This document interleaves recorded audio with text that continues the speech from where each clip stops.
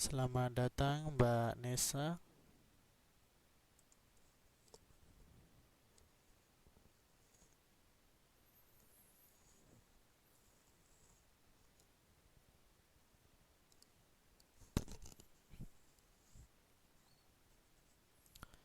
Ya, welcome Mbak Nesa.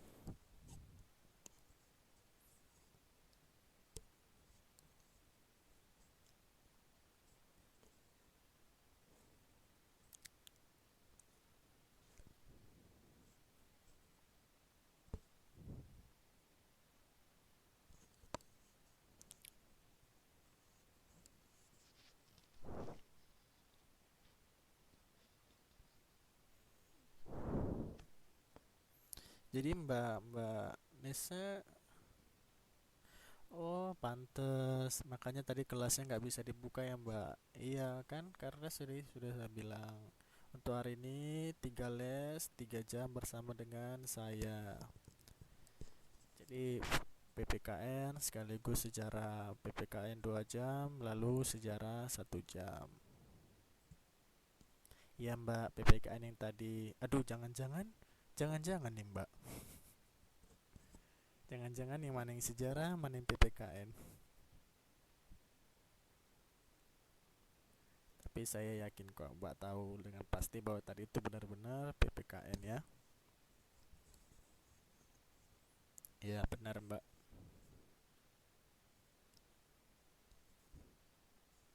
Sudah berapa lama Mbak di sini Mbak? Sambil menunggu teman-teman yang lain berada di Taiwan.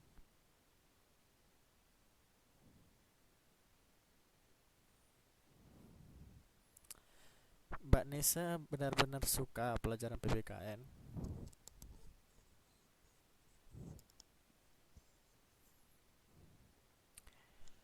Hmm, kalau saya boleh bagi sedikit aja, sedikit secuil pengalaman saya. Dulu saya nggak suka PPKN. Yang namanya IPS itu pelajaran yang memuntahkan bagi saya. Saya sukanya itu pelajaran IPA. Dulu, dulu ya, dulu. Namun ketika eh, menginjak masa sekolah menengah atas, saya memilih jurusan IPA.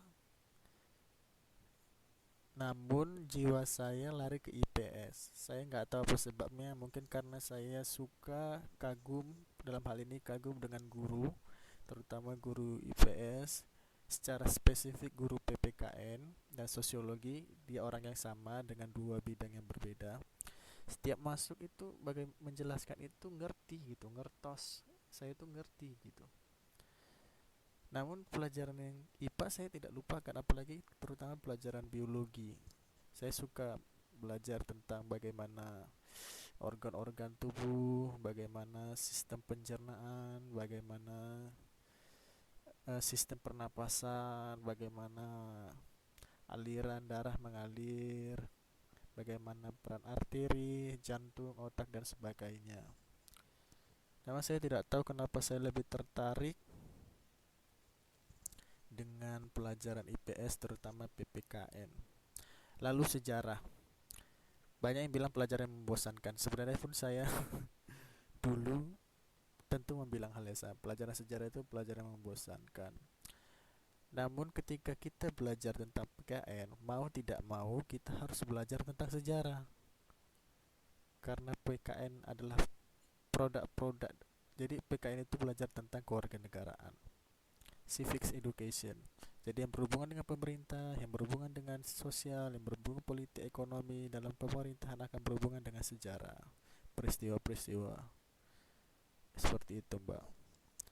Tapi intinya sampai saat ini jadi saya lebih pro ke ilmu sosial. Jadi saya ini ilmu yang tidak murni ya. Saya ini seperti bunglon ya. Dari IPA lari ke IPS. Nah, by the way, kita fokus kembali dalam bidang studi kita yaitu sejarah, Mbak Mugi dan Mbak Nesa. Kita tunggu kawan-kawan kita yang lain ya. Sambil menunggu kita mulai pelajaran kita. Ini bab 1 mengenai hakikat ruang lingkup sejarah. Jadi hakikat ruang lingkup sejarah itu ada tuh tiga kata, saya kurang lebih seperti itu. Apakah itu hakikat, apakah ruang lingkup, dan apakah itu sejarah atau ilmu sejarah. Mbak-mbak ada yang tahu nggak makna hakikat itu apa? Dulu waktu masih SMA saya ini bukan hakikat tapi hakikat, namun sekarang sudah diganti jadi hakikat. Namun inti maknanya pun sama saya pikir. Jadi apakah itu hakikat?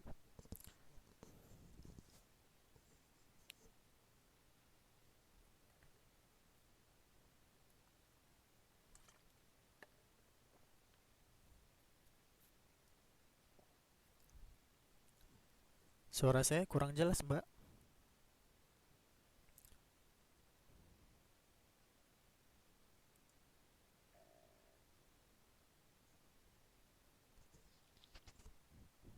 Bagaimana? Apakah sudah jelas, Mbak?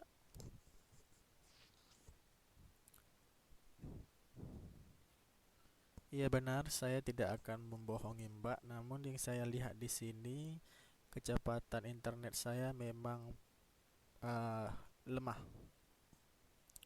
Jadi kecepatannya tidak stabil, terus lemah.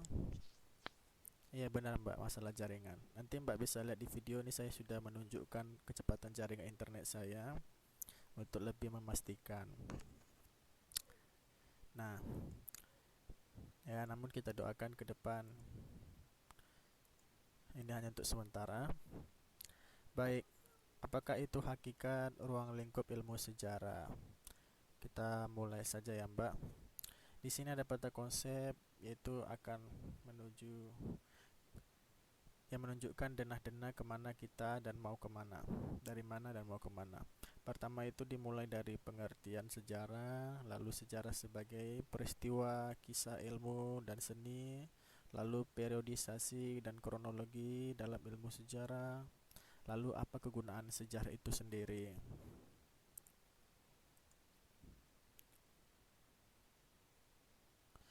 Nah, dikatakan di sini bahwa sejarah adalah kejadian atau peristiwa yang terjadi pada masa lampau yang disusun berdasarkan peninggalan-peninggalan berbagai peristiwa. Jadi intinya itu adalah peristiwa yang disusun berdasarkan peninggalan-peninggalan atau bukti-bukti sebagai suatu peristiwa. Selamat datang Mbak Susanti. Dalam bahasa Inggrisnya, kata sejarah disebut dengan history atau masa lampau. Masa lampau umat manusia. Dan dalam bahasa Arab, sejarah disebut sebagai sajaratun atau syajaroh, artinya pohon atau keturunan. Jadi istilah sejarah itu diambil dari bahasa Arab yang disebut dengan sajaratun atau syajaroh, artinya pohon dan keturunan. Lalu dalam bahasa Yunani, kata sejarah disebut historia, yang artinya belajar. Jadi sejarah itu merupakan ilmu pengetahuan yang mempelajari segala peristiwa, kejadian yang terjadi pada masa lampau dalam kehidupan umat manusia.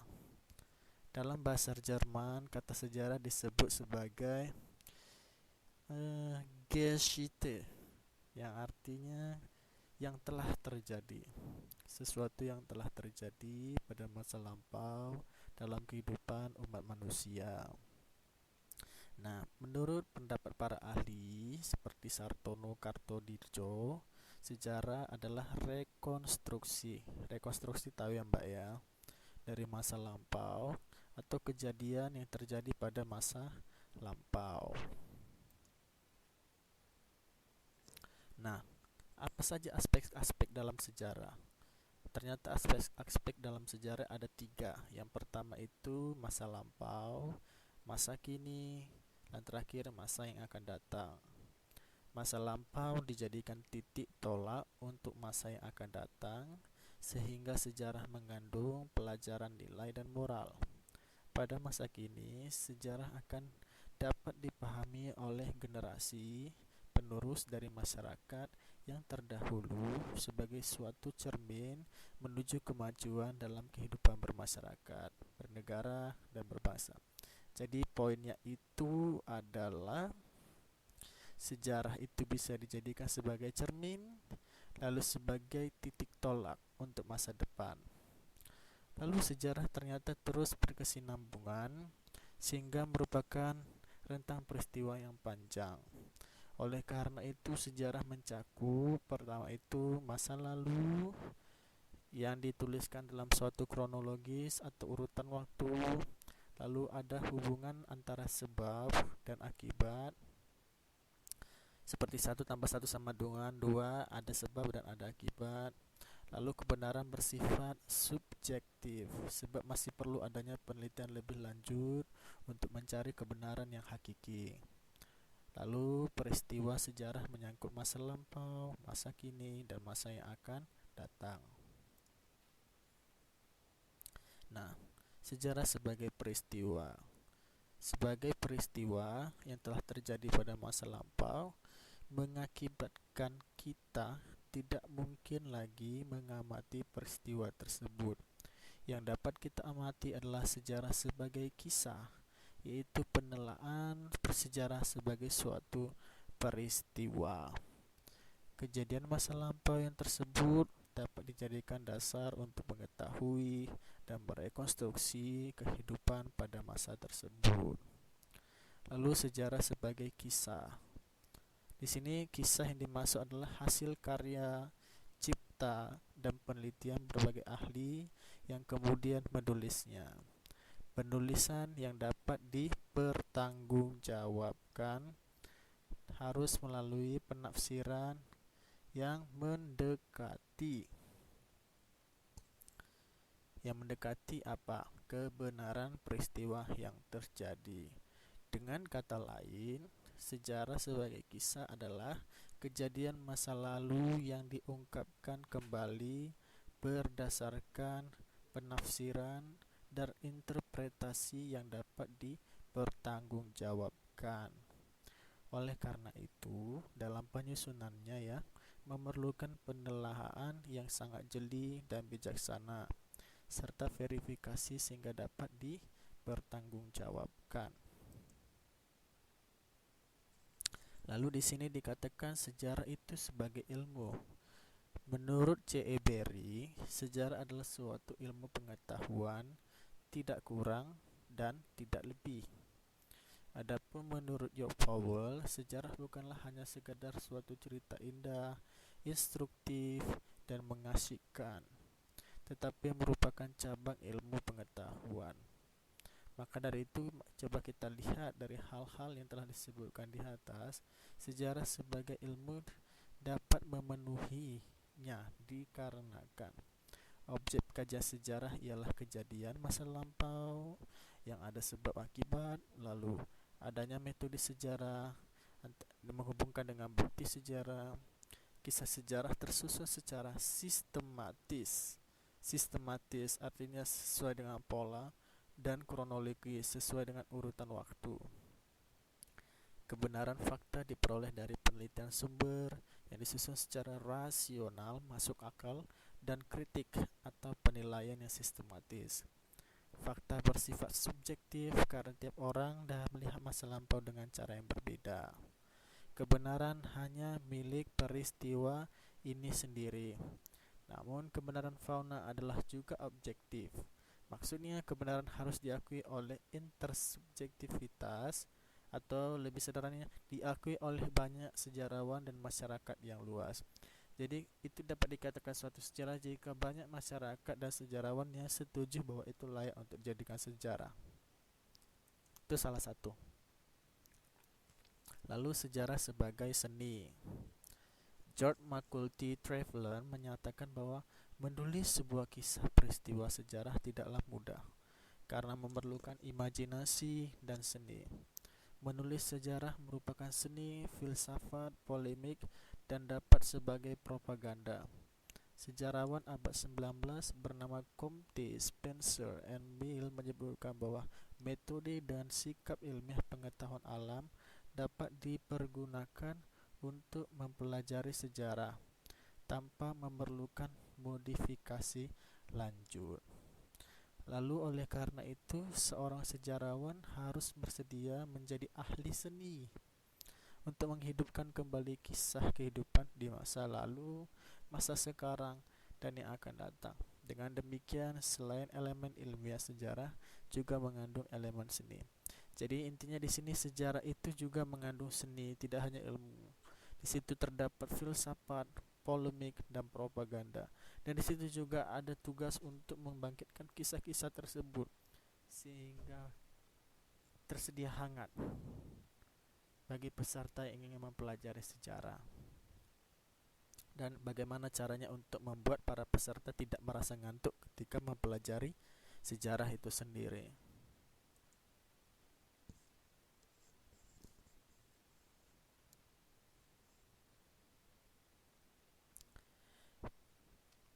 Periodisasi dan kronologi dalam ilmu sejarah. Periodisasi. Pengertian periodisasi diartikan sebagai pembabagakan waktu yang dipergunakan untuk berbagai peristiwa. Kompleksnya peristiwa yang terjadi dalam kehidupan manusia pada masa memerlukan suatu pengklasifikasi berdasarkan bentuk serta jenis peristiwa tersebut. Dalam sejarah Indonesia, periodisasi dibagi menjadi dua. Jadi ingat Mbak ya, periodisasi dalam zaman atau pada masa sejarah Indonesia dibagi menjadi dua. Yang pertama itu zaman praaksara, lalu yang kedua itu zaman sejarah. Nah, apa itu zaman praaksara dan apa itu zaman sejarah? Mari kita lihat. Zaman praaksara, zaman sebelum manusia mengenal tulisan. Jadi ingat saja, pra itu belum, aksara itu tulisan. Belum menulis atau belum mengenal tulisan. Sejarah dapat dipelajari berdasarkan peninggalan-peninggalan benda purbakala berupa artefak, fitur, ekofak, dan situs. Apa itu? Itu adalah artefak. Adalah semua benda yang jelas memperlihatkan hasil garapan atau seluruhnya sebagai pengubahan sumber daya alam oleh tangan manusia. Fitur adalah artefak yang tidak dapat dipindahkan tanpa merusak tempatnya. Ekofak adalah benda dari unsur lingkungan abiotik atau biotik. Situs adalah bidang tanah yang mengandung peninggalan purbakala. Lalu, apakah itu zaman sejarah? Zaman di mana manusia sudah mengenal tulisan. Jadi zaman sejarah dibagi menjadi tiga sebagai berikut. Zaman kuno yang membicarakan tentang kerajaan tertua sampai abad ke-14. Zaman Indonesia baru mulai dari abad 15 sampai 18, berkembang kebudayaan Islam. Zaman Indonesia modern sejak zaman pemerintah Hindia Belanda 1800 sampai sekarang masa kontemporer. Lalu konsep teoritik tentang periodisasi sejarah Indonesia pernah dibahas dalam Seminar Sejarah Nasional tahun 1957 yang menghasilkan hal konsep periodisasi dari Profesor Dr. Sukanto. Menurut beliau, ternyata pembagian atas babakan periodisasi berdasarkan nyata dapat sedapat mungkin harus eksak serta praktis. Contohnya seperti yang bisa Mbak lihat pada layar monitor kita, ada beberapa masa di sana. Nanti lebih lengkapnya silakan dibaca ya Mbak di buku atau e-book yang telah saya berikan atau yang akan saya berikan. Lalu selanjutnya itu periodisasi menurut Profesor Dr. Sartono Kartodirjo. Menurut beliau, sebagai babakan atau masa periodisasi adalah derajat integrasi yang tercapai di Indonesia pada masa lampau.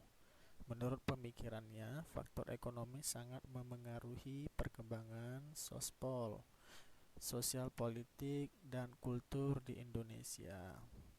Adapun periodisasinya yakni prasejarah, zaman kuno, zaman baru, zaman Republik Indonesia. Lalu dari pemaparan tersebut, beliau muncullah banyak pandangan tentang babakan periodisasi, seperti yang diajukan Profesor Dr. Sukanto dan Profesor Dr. Sartono, disusun dengan memakai dasar perkembangan peradaban atau civilization.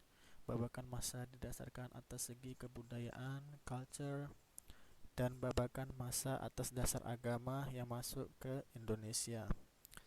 Kesimpulannya adalah dasar kerangka teori pembagian waktu atau periodisasi dalam sejarah menunjukkan hasil pemikiran yang berbeda-beda. Namun hal yang penting dalam menyusun periodisasi adalah adanya prinsip kontinuitas atau kesinambungan. Nah, yang kedua itu ada periodisasi dan kronologi dalam ilmu sejarah, yaitu kronologi. Apa itu kronologi? Kronologi adalah catatan kejadian-kejadian yang diurutkan dengan waktu terjadinya. Kronologi dalam peristiwa sejarah dapat membantu merekonstruksi kembali suatu peristiwa berdasarkan urut waktu secara tepat. Yang pertama, Indonesia masa praaksara dibagi menjadi dua, yaitu zaman batu yang dibagi menjadi 4, tua, batu tengah, batu baru, dan batu besar. Lalu zaman logam dibagi akan menjadi 3, yaitu zaman tembaga, zaman perunggu, dan zaman besi. Indonesia memasuki zaman sejarah dimulai pada abad ketiga ketika ditemukannya prasasti Kutai atau Kutanegara ya. Hal ini menunjukkan adanya perkembangan kehidupan masyarakat dari belum mengenal tulisan sampai mampu menulis sebuah prasasti. Ini pengaruhnya tidak lain tidak bukan adalah pengaruh dari kehadiran atau kedatangan Hindu Buddha. Kemudian hari, hal ini berdampak pada masuknya pengaruh agama Islam ke Nusantara melalui pelayaran dan perdagangan. Lalu perkembangan antarbangsa membuat bangsa Indonesia tidak dapat menolak kedatangan bangsa Barat yang akhirnya menjajah Nusantara, seperti kedatangan bangsa Belanda, Portugis, dan Inggris. Lalu puncak dari gerakan nasional ini adalah proklamasi 17 Agustus 45 yang melahirkan negara Indonesia dengan pola baru berbentuk republik. Indonesia memasuki era baru dalam situasi kemerdekaan, yakni situasi yang mendorong untuk mewujudkan bangsa yang adil dan makmur. Baru pada perkembangannya, masa Orde Baru dinodai dengan tindakan korupsi, kolusi, dan nepotisme, seperti yang saya katakan tadi di mata pelajaran PKN. Jadi KKN ini bukan hanya sebagai kanker, lebih dari kanker ya. Saya tidak tahu mengatakannya apa lebih parah.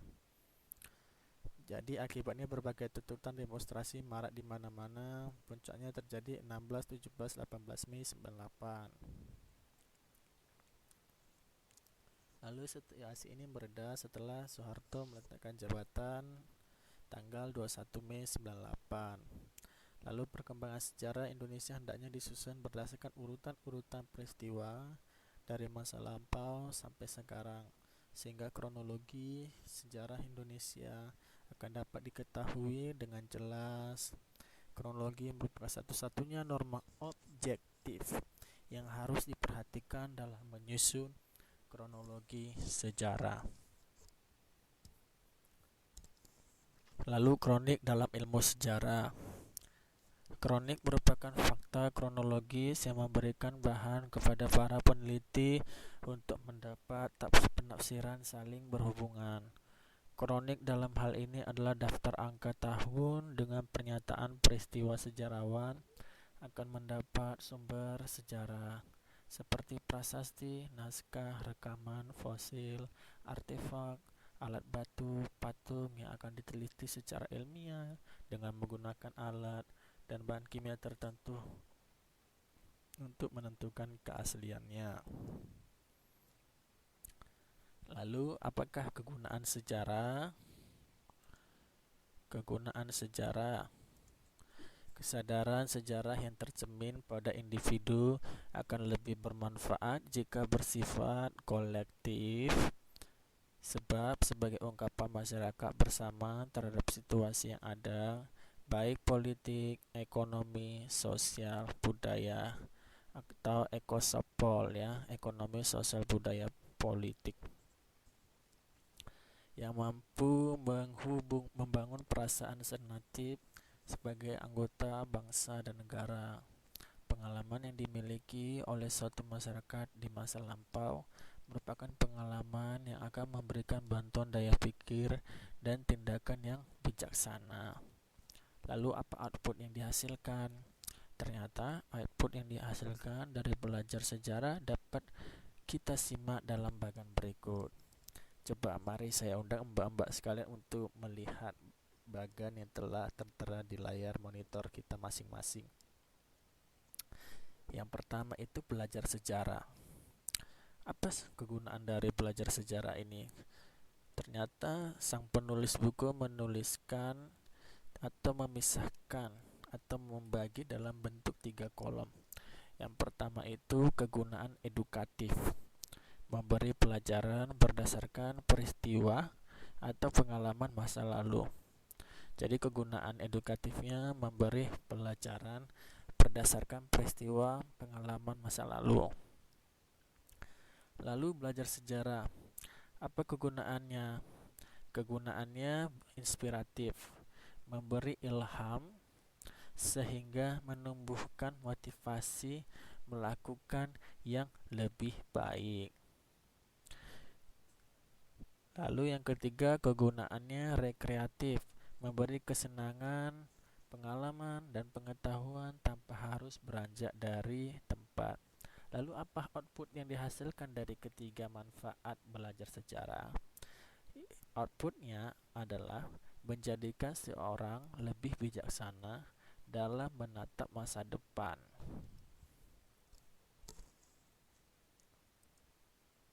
Sampai di sini mbak-mbak ada yang ingin bertanya atau mengajukan pertanyaan?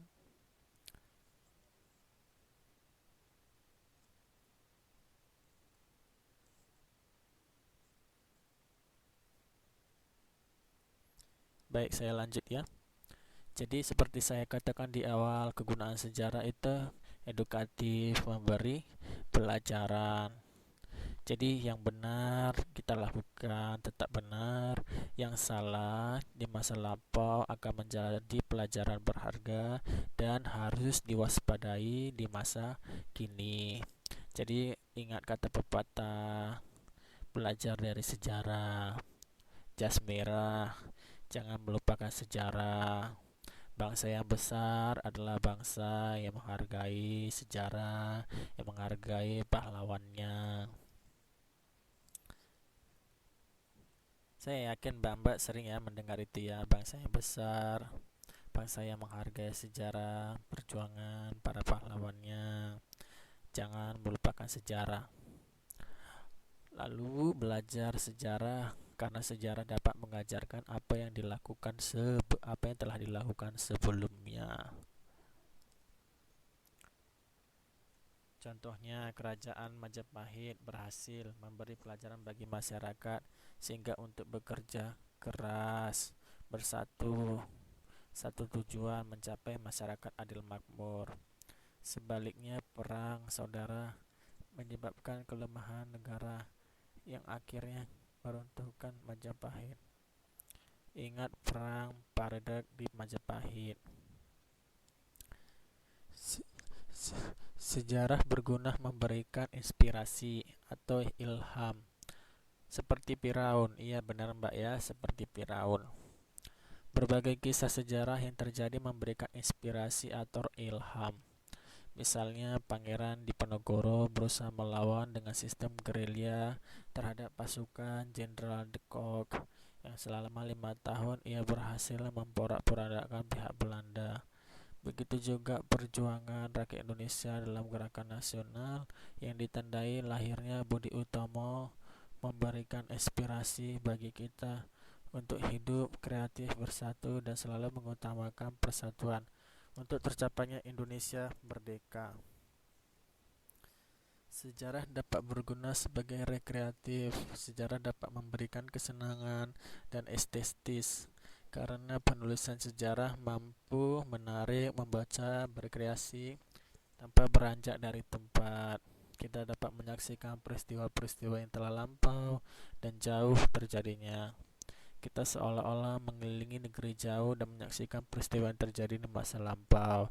Misalnya, pembangunan taman bergantung di Babilonia atau pembangunan Taj Mahal di Agra, India. Proses rekreasi terhadap berbagai peristiwa di masa lampau yang memungkinkan orang untuk bercermin diri. Orang yang maju pasti akan lebih dinamis sebab melihat adanya pada masa yang cerah yang didasarkan pada pengalaman masa lalu yang indah dan menarik. Nah, demikian slide-nya pada hari ini tentang kegunaan sejarah. Jadi, mbak-mbak sekalian, sedikit banyak saya harap sudah mengetahui apakah hakikat sejarah ruang lingkup sejarah itu. Contohnya seperti apa itu sejarah? Ayo, saya tanya kepada mbak-mbak sekalian, apakah itu sejarah? Ya, benar sekali mbak. Belum ada yang menjawab ya.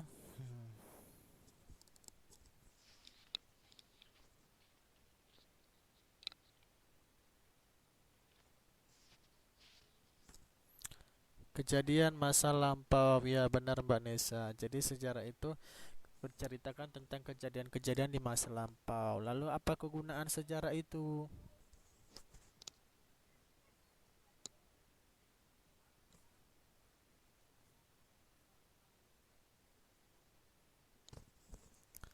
Jika dikatakan sejarah itu adalah kejadian masa lalu, lalu apakah kegunaan dari sejarah itu? Mempelajari sejarah.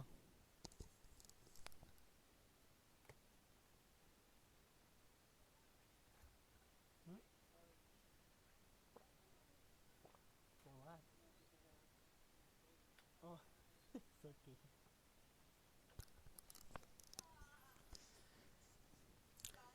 Sejarah untuk di pelajaran. Oh, untuk mendapat pelajaran atau mengetahui kisah-kisah masa lalu dan mendapatkan ilham atau inspirasi. Dan dalam sejarah juga ada kronologis. Ya, sepertinya Mbak Nesa sangat-sangat mendengarkan ya Mbak ya. Nah, artinya Mbak Nesa juga merasa tertarik untuk belajar sejarah ya. Iya benar, sejarah bisa juga menjadi tempat rekreasi. Iya benar. Ayo nih Mbak Nesanya semangat semangat. Mbak Mugi sama Mbak Susanti di mana? Halo. Mbak Nesa sangat membara ya malam ini ya dengan mempelajari sejarah ya. Awas jangan kebakaran ya Mbak ya. Saya bercanda.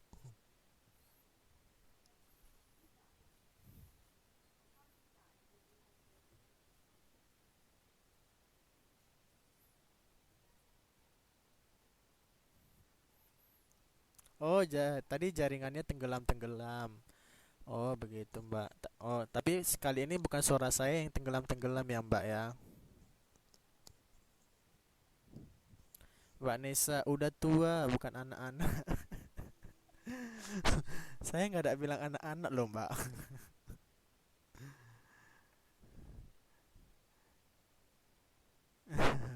Iya, pada dasarnya belajar itu nggak mengenal usia Mbak ya. Secara umum ya demikian. Belajar itu tidak mengenal usia. Iya Mbak, benar Mbak. Mbak Mugi mengatakan tadi jaringan tenggelam-tenggelam. Bukan salah saya Mbak ya. Ini Mbak Nesa bilang kalau anak-anak malas-malesan. Waduh, kenapa nih Mbak? Kalau anak-anak malas-malesan jadi apa?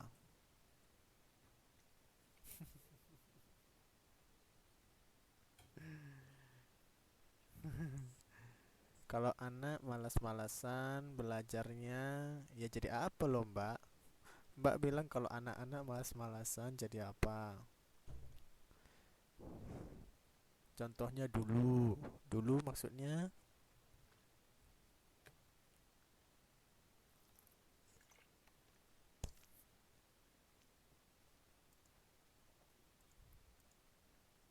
oh sering bolos.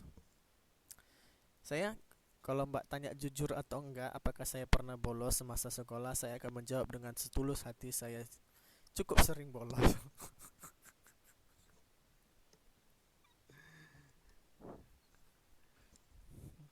Ya, cukup sering bolos. Apalagi kalau sudah masuk namanya les tambahan, aduh peningnya. Namun itu berubah ketika kita sadar bahwa yang dilakukan oleh orang tua kita itu adalah benar gitu. Tidak ada yang perjuangan yang sia-sia begitu. Maka dari itu semenjak saya SMP, no no SMP saya cukup sering juga bolos. Sejak saya SMA saya memutuskan untuk lebih giat. Nah, bertemu dengan mbak-mbak sekalian, saya semakin lebih giat lagi untuk belajar karena merasa termotivasi. Inilah saling keuntungan dari antara belajar seperti ini, berdiskusi, berbagi pengalaman, demikian dan demikian. Atau Mbak Nesa juga dulu pernah sering bolos ya Mbak ya? Mbak Bugi bagaimana? Mbak Nesa juga sering bolos. Mbak Bugi? Oh, matematika. Iya, matematika juga. Tapi saya nggak pernah bolos matematika, Mbak. Saya takut sama gurunya. Gurunya killer. Gurunya membunuh. Kejam. Apalagi kelas saya dulu kan kelas IPA. Jadi saya harus fokus.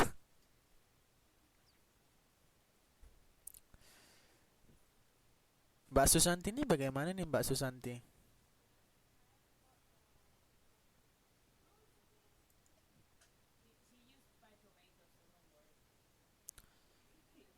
Oh, matematika, sejarah tidur di kelas. Nggak pernah bolos, tapi ngantukan. Sering kena jewer. Oh, saya ingat saya kena jewer itu ketika saya SD, Mbak. Bukan jewer lagi. Aduh, kejam deh. Tapi memang nakalnya saya juga. Kalau matematika bolos beneran. Kalau matematika saya nggak berani. Gurunya killer.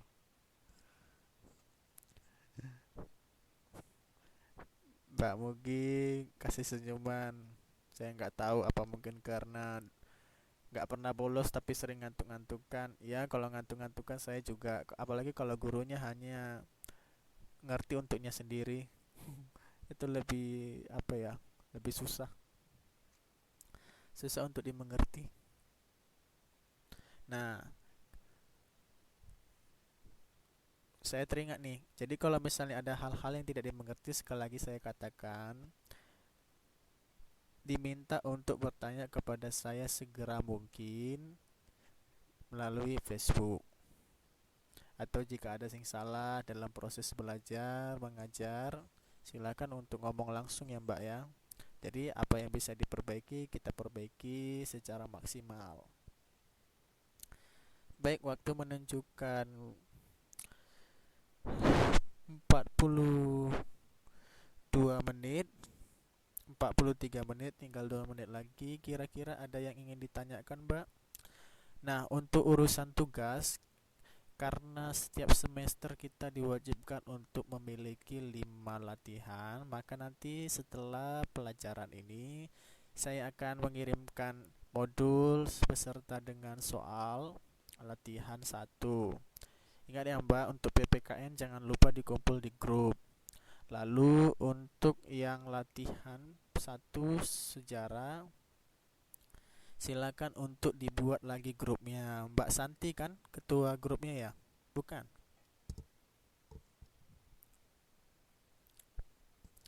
Halo Mbak. Oh Mbak Eka. Oh ya, saya lupa ya. Ya, atau inisiatif Mbak-mbak lah yang ingin membuat grup sejarah. Jadi untuk tugas-tugasnya bisa dikumpulkan secara terpisah, tidak dalam satu grup. Ya Mbak Nesa pun nggak apa-apa sebagai wakil juga mewakili Mbak apa, Mbak Mbak apa namanya, Mbak Eka ya. Nah, nanti saya akan kirimkan modulnya, videonya beserta soal latihannya. Jadi sekaligus nanti langsung dibuat ya Mbak ya. Tolong tak buatin untuk apa? Untuk grup sejarah angkatan 4 ya Mbak ya. Dan di awal saya ucapkan terima kasih Mbak Nesa ya, Mbak Mogi dan Mbak Susanti. Kira-kira jika tidak ada lagi pertanyaan, saya dapat mengakhiri kelas kita sejarah pada tanggal 27 November 2015. Sebelum kita berpisah, ada baiknya kita mengucapkan syukur kepada Tuhan dengan cara berdoa menurut agama dan kepercayaan kita masing-masing. Saya beri waktu dan kesempatannya berdoa dimulai.